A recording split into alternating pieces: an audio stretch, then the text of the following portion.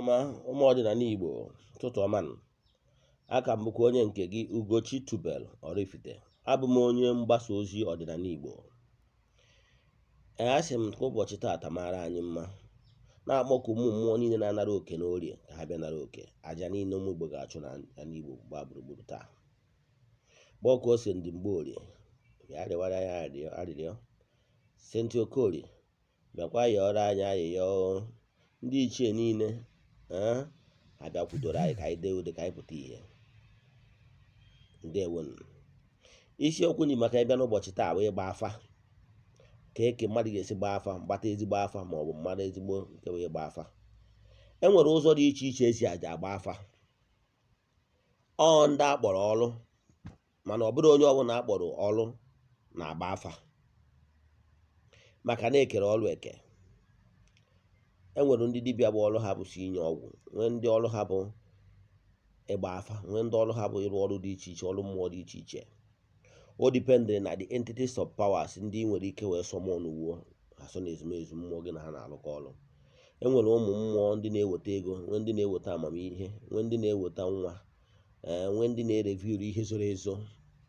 Ọ ha nwa bụ the medium spirit dị behind ịgba afa. All type of ịgba afa is okay. O nwere any type of ịgba afa karịrị ibie. E nwere ugiri, e nwere nke mkpụrụ afa, nke ụfọdụ na-akpọ afa ndị mmiri, e nwere afa ndị ichie, e nwere ndị na-eyuzu ihe dịka hand fan, nwee ndị na-eyuzu mirror, nwee ndị na-eyuzu milited, e nwere clairvoyant, nwee clairvoyance. E nwere ndị bụ na before na-abịa a na-agwa ha okwu. Ndị bụ a ga na-egosi ha in pictures. Nwekwazie ndị ya bụ na before na-abịa na be ha. Example na ịbụ Ifeanyị Okeke onye Nnewi. Before na-abịa abịa na nlọ, ogbu ya na o nwere onye na-abịa abịa na bịa n'ụtụtụ echi maka ịgba afa n'afọ ya Ifeanyị Okeke na ihe bụ nsogbu ya. Ịbịa ya na bịa agwa ya na ọkwa onye abụ onye a na-ekwu maka ya. Ịghọtara ya? Etu a ka ọ dị. Nwekwa ndị bụ mgbe agha ịbịa na ọwụwa n'afọ na ana ebido gwawa ya ihe gbasara gị. Nwee ndị bụ na-abịa agwa ha na nlọ dịka nsikwu na ndị mbụ. Nwee ndị bụ mgbe agha ịbịa ka agha ada agwa ya ọ na-anụ the voice. Ịghọtara ya? So any type of ịgba afa nwere entities of powers dị behind it. How accurate ọ ga-adị depend the inner atmosphere of the onye na-agba afa na gị nwa bụ onye a na-agbara afa. Ịma just manye n'elu nwaanyị jewe ije gbaa afa as in ma gị nwa na-agbara afa ma onye na-agbara gị afa. O nwere kind of nkwado maka na ị ga-enwe onwe ka i wee nwee ike etozu i receive that information from the medium spirit, unless ị na-ekuziri ihe chọrọ gị. Then o nwere ịgba afa method karịrị ibie. If not, onwe onye ya sị na ejegoje gbaa nke ugiri ya ihe na-ebe aka na-ebe, ngwa onye ya sị na eje gbaa nke ndị mmiri enwe solution.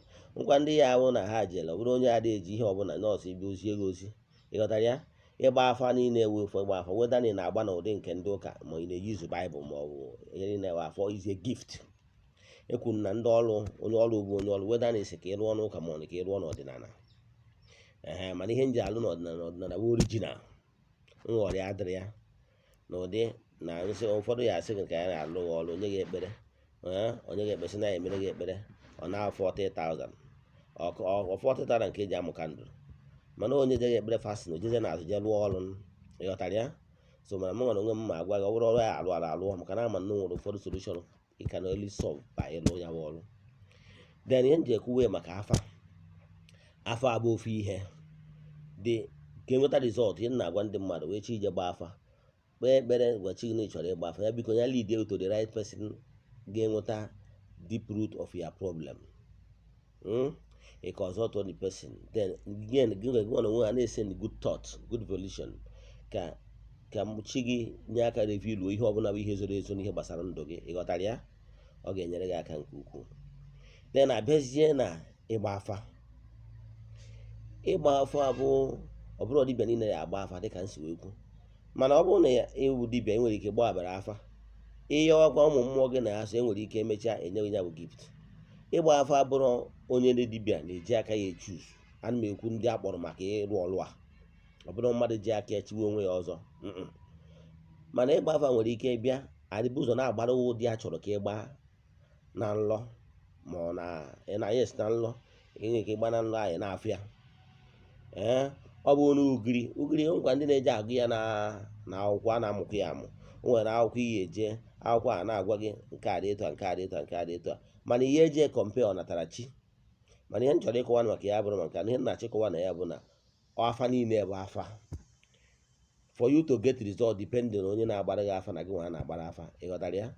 Then mana the right way bụ na enwere ndị ya bụ na afa ọ gbara ọmụghara ya amụ, ịghọtara ya? Na ọ bụ na o nwere ike abịa na nla na-agbara ya na-akọwarị ya na ọ bụ na ọ dị etu a na ihe omini na ọ dị etu a na ihe omini, ọ bụ dị etu a na ọ dị etu omini, ụfọdụ wee etu a kwukwa na o nwere ndị bụ na-abịa ezigoro ha ozi onye ya abịa maka iji maatụ. O nwere onye ya asị m na onwe onye mma agbara afọ echi na afọ ya bụ Ifeanyị Ibe nọ Asaba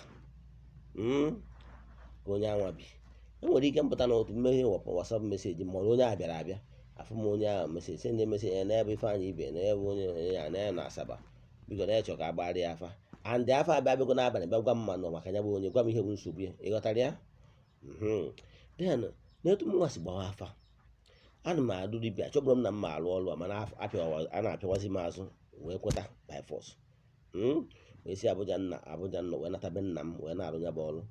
Mana mgbe mbụ m bidoro adị m agba afa, mana ka m si gbawa afa bụ na m nọgidere, ọ na-ewute m maka ndị nwere enye ule na ndị nwere kansa, maka na ama nnọọ ụmụ ya na-adị terminal. Wee na-ayọ chi m na ndị m na-asụ ezumezu mmụọ na arụsị dịbe nna si ya ha nye m ike ka nwe ike na-agwọ ndị mmadụ enye ule na kansa, breast cancer or any kind of cancer. Ọ na-eme m bido na-anọ ọnọdụ abalị every 2:30 my phone were nke emekọtazie 2:30 ọbụla were agwụ m n'anya binye m ma nọgide 2:30 to 3:30 ọ bụ ụfọdụ to 4 depend ọrụ nwa nnọsi anọdụ abalị ahụ arahụ m, mgbe ụfọdụ nnọchazie rahụ ụlọ ahụ abịa revido m so many times, ịdago weda ma ọgwụ mmeji gwọ mmadụ ma ọ bụ etu mmesi lụọ ọrụ ọbụla. So onwe mekọta wee sị ha na m chọrọ ka m na-agba afa maka na o nwere onye ya bụ na ọ bụrụ na o nwere kansa ma ọ bụ na enwere enye ule, enwere ike asị na mmadụ mere ya, mgbe ụfọdụ ọ bụrụ na mmụọ tiri aka na ya. So onwe sị na-asị na biko na m chọrọ ka m na-agba afa ka ọ ga-abụ owu na onye nwere nsogbu ebutie ka m gbaa afa mmadụ na ihe anwa mmụọ tiri aka na ya, ka ọ ya bụ na mmụọ tiri aka na ya isetụrụ mma wepụgara aka mmụọ a na ya, ịghọtara ya? O nwere onye ya na-enwe problem, ọ bụrụ na mmụọ tiri aka bifo ya dụta ya bụ ọrụ, ị ga-ebu ụzọ setụrụ mmụọ ahụ, mmụọ ewepụ aka itiritizie ya ọ na wee bịa gosiwa m ka afa mma agba wee direct ya metụ mmesi na-agbanyewa afa wee na-enweta result, ịghọtara ya? So etu a ka o si wee dị. So ị bụrụ dibịa onye na-ebido ọfụ na-ekpe ekpere ịrụgide ọrụ kwado onwe gị, oge na-eru oge ha ga-eji aka wee develop etu achọrọ ka ị dị. So mana oge nke m wụ ọnọdụ abalị ka m nọrọ n'ọbụ ọnọdụ abalị kwa na m kwuru na m ama eji ike foreign wee lụọ ọrụ m dibịa m, na m eji ike ọdịnala maka na achọrọ m ịnọ ogologo ndụ mụta nnukwu ụmụ zụọ ụmụ dị afọ, na achọrọ m ihe ọbụla ga-enweta nsogbu dị afọ, nọọsụ ike ọdịnala ka m meji wee lụ. So wee yọwa ha zitere m etu m esi wee na-eme bifo ha bido gosiwa m chi ha wee kwata m na ụdị ha chọrọ ka m na-agbakwana na-enweta result.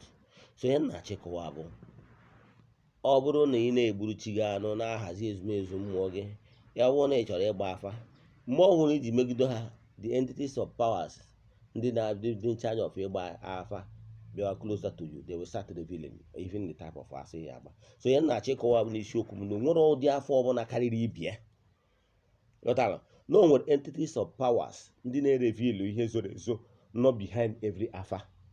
Ọ ha ga na-enye information. O nwere ndị bụ clairvoyant, nwere ndị bụ clairvoyant, ndị ka nsi wee kwu clairvoyance. O nwere ndị bụ na-egosi ha ihe in pictures, ụgwọ na ọbụla afọ ya ka ọ gara agụọ pictures, egosi ya pictures. Nwere ndị bụ na ha na-anụ ihe mgbe ọ na-agba ka a na-agwa ihe na ntị, ịghọtara ya? So gị nwa na-agba onye a na-agbara afa, ịkwado onwe gị, onye na-agbara gị afa ịkwado onwe gị inwe ike gbara ndị mmadụ afa maka na-ekere ọrụ eke. Adịka nsi wee kwu, o nwere medium spirit dị behind. Ahụ ka m onye nke gị Ugochi tubelu Oraifite. Mma akpọ my WhatsApp nọmba, inwee meseji send ya meseji ka m nwee ike nyere gị aka. Aha m bụ Ugochi tubelu Oraifite, onye mgbasa ozi ọdịnala.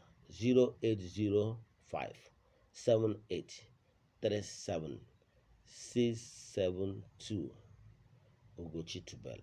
Ị nwekwara ike iji ya bụ nne m wee chọọ m na Facebook, ebe m na-epost meseji vidios m na-eme maka ọdịnala Igbo kwa ụbọchị ma ọkwa like meseji anyị, share ya among your friends. Nwekwara ike ịchọta anyị na YouTube channel ebe anyị na-epost messages anyị na-enye maka ọdịnala Igbo kwa ụbọchị. Nwekwa ozi ọbụla maọbụ ajụjụ ọbụla jụọ m ka m nyere gị aka maka na ọdịnala Igbo ga-adị. Ndewonu.